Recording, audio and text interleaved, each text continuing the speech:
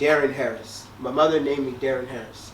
But now that I've become Muslim, I've come to a conclusion that I decided to go with the name Abdul Muhsin. And this is not a criteria that if someone becomes Muslim they have to change their name, but I decided to go with a good name and Abdul Muhsin. And sometimes I go by Abu Isa. Okay. And where you from? I'm from America. I was actually born in Washington, D.C., and I was raised in Virginia Beach. I was in Washington, D.C. for maybe the first 3 years of my life, and then I moved to Virginia Beach, where I stayed from about 3 years old till about 19. And then I went back to Washington, D.C. To finish my university. So what brings you to the small city in the UK? What brings me to the small city in the UK? Well, I'm here in England because, my wife is from England. We tried to live in America for a bit. It didn't really work out too well, so I decided to, migrate to England, and this is where I am now. So how old are you? I know people find this offensive, but...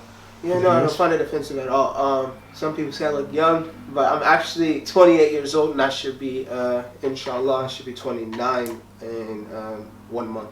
Inshallah, Mubarak. Okay, so brother, so how did you become a Muslim? How did I become Muslim? I became Muslim in 2013, and I just didn't become Muslim overnight. Like, obviously, there were, things that led up to me becoming Muslim before I accepted Islam.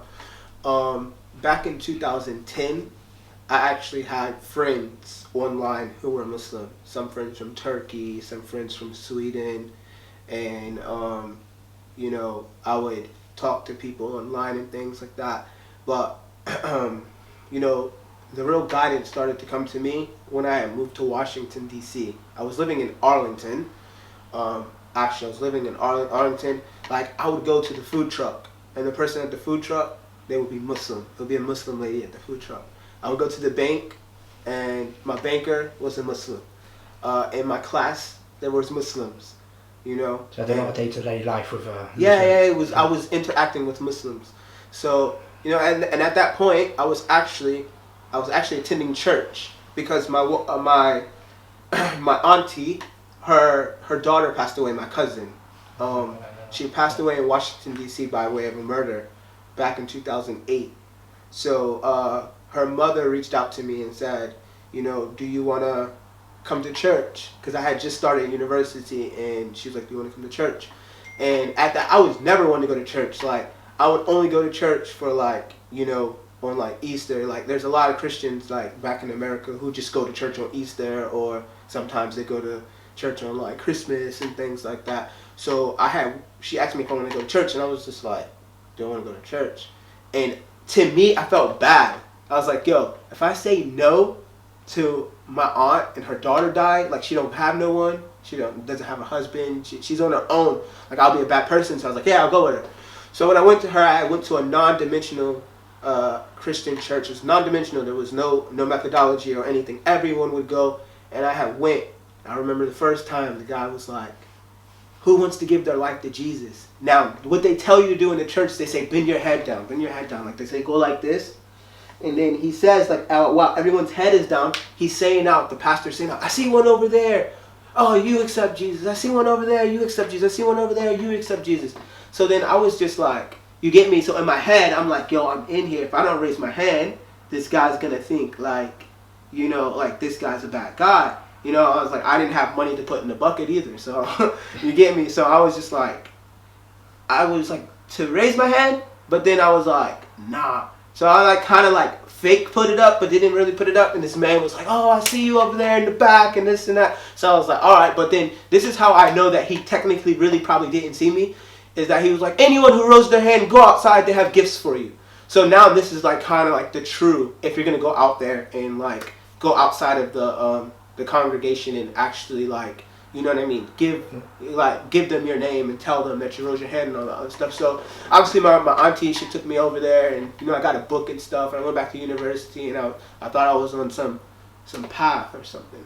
But pretty much like what else happened after that was that you know, I continued on with the university. I continued to go to the church, and like I would learn about Ibrahim, peace be upon him, and different prophets like Moses and and Jesus Christ and different prophets and messengers, and like the messages that they came with, and like what the reason why Allah sent them. So I was learning about that. Then like I had started an overnight job, and like when I started that overnight job, I was working with this guy named Muhammad, and he was from Egypt. And his character, the way he carried himself, he offered me food, he sat me down, he worked so hard. He came here from Egypt to America, and he was working 3 jobs. And I was like, man, this guy is working so hard. Like, Allah Mubarak, he's very nice looking, well kept together, very clean, and things like that. I was like, I want to be like Muhammad. So, and there was other guys that worked there as well named Ibrahim. And they were from, I think, Eritrea and Ethiopia. It was 2 Ibrahims. And they were doctors and working overnight. And I said, why are these people working so hard and I'm just lazy and I'm not doing anything? So, that struck with me as well. So then obviously I continued on to university, and my teacher, we had like these projects, like a term project that we had to do. And he said, who wants to do the Prophet Muhammad? And I looked around the class, and like no one rose their hand. So I rose my hand, and I was like, I'll do it. And he was like, well, this is the Prophet of Islam, and this and that. And I was like, what? Like, what is the big deal? Like, what is that? So do you think the fact that this Muhammad from Egypt kind of influenced you in a way to, raise your hand that day because of how his character was? As far as now I'm thinking back, this was in 2012, 2011, I think. I don't remember which one happened first. If I did the project first and then I met him, or if I did the project first and met him, or I met him then did the project. I don't remember which one, but one of them happened. I mean, they both happened, but I don't know which one happened first. This is almost 8-9 years ago. So I did that, the project, and I got a really good grade. Bro, I got a really good grade on this project, and I don't usually get good grades, and I was like, oh yeah, like this is good. I got a very good grade on this, like, and all I did is really just went on the internet, a couple of websites, and just copied and pasted, stuck it on the page, and I got a really good grade. So then I was curious to know, like, what is so good about, that man that I just copied and pasted and put on a piece of paper, didn't really read it and really understand and comprehend, but I got a really good grade. So obviously that happened. Then, I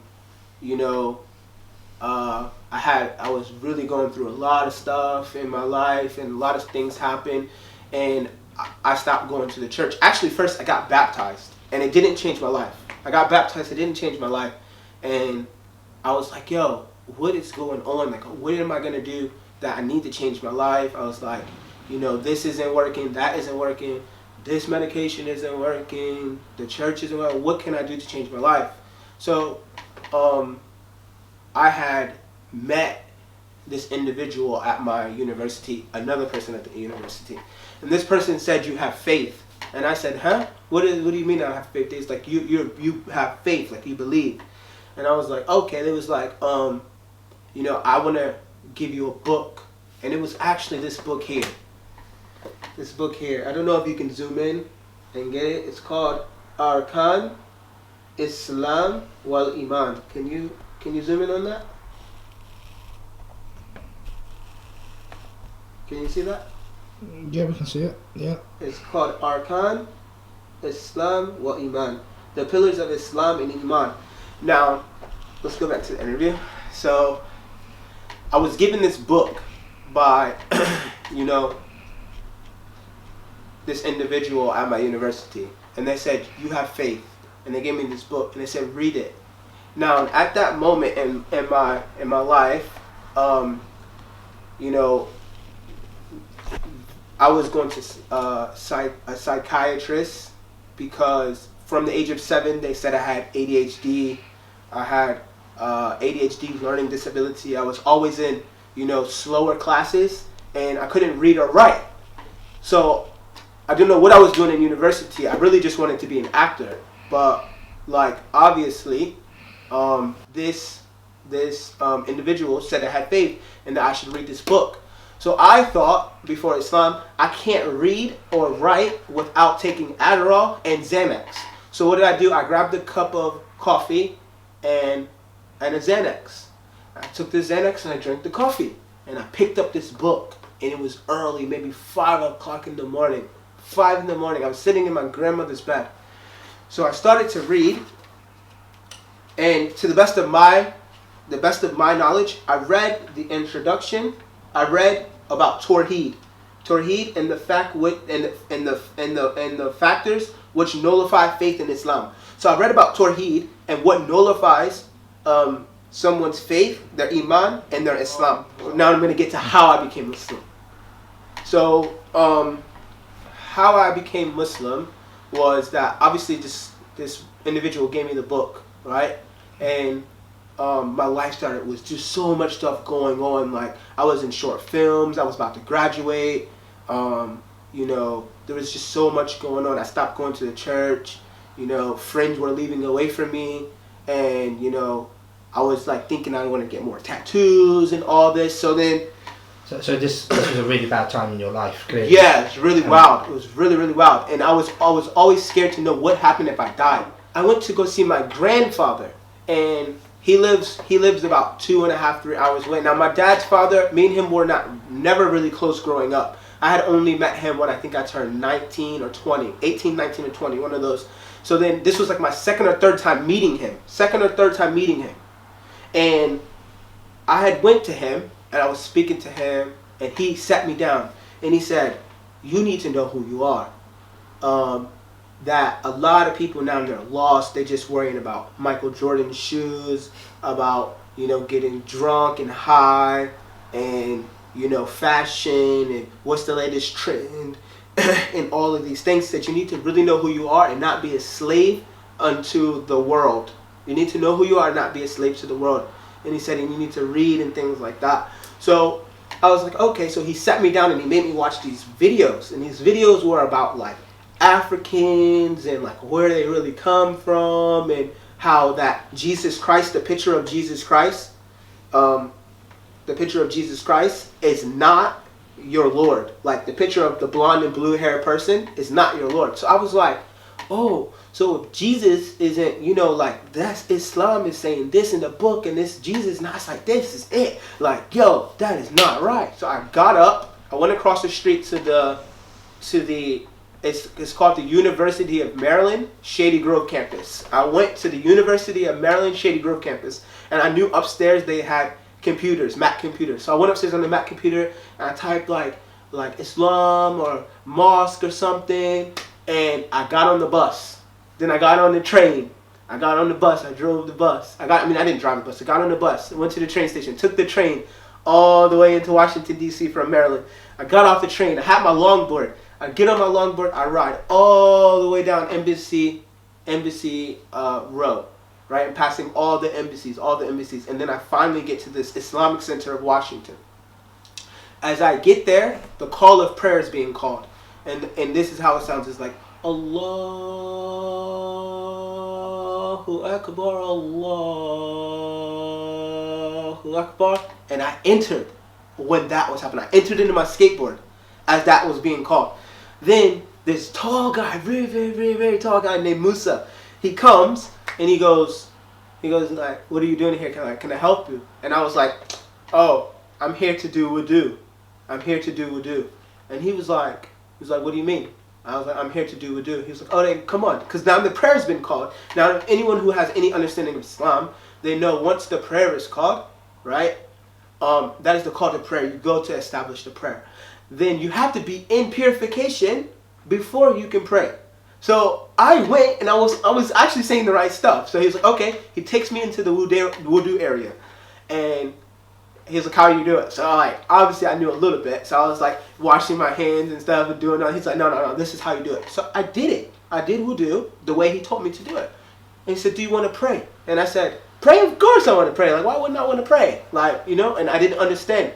And I see this congregation of men. You understand? A congregation of men. lining up in rows, straight rows. Men lined up in straight rows, heel to heel, shoulder to shoulder, all together. And he said, come. And I stood next to him. He stayed in the back row. And I'm not. And after I became Muslim, I knew that guy was not one to be standing in the back row. He stood in the back row. He said, you can stand next to me and I'll show you how we pray. I prayed. When I put my head onto the ground in sajda, it was over after that. It was over after that. My heart changed. My heart changed. I prayed after Assalamu alaikum rahmatullah, Assalamu alaikum rahmatullah. The Imam turned around, he tapped me on, he said, do you want to become Muslim? I said, yes. I said, yes. He said, we have someone who want to become Muslim. I went to the front of the masjid, right? And the Imam, he was a Moroccan, mashallah, very pale man, very old man. And if he's still alive, may Allah subhanahu wa ta'ala allow for him to have a good ending and allow for him to enter into Jannah. I mean, a very old man. He came, he said, repeat after me. He said, Ashadu. I said, Ashadu. He said, An la ilaha illallah. I repeated him. Then he said, Wa inna Muhammadin Rasulullah. Wa ashadu inna Muhammadin Rasulullah. I repeated after him. He said in English, you said, I bear witness that there is none worthy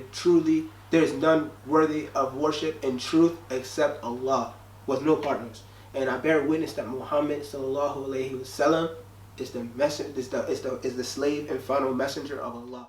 لا إكراه في الدين قد تبين الرشد من الغي فمن يكفر بالطاغوت ويؤمن بالله فقد استمسك بالعروة الوثقى لا انفصام لها والله سميع عليم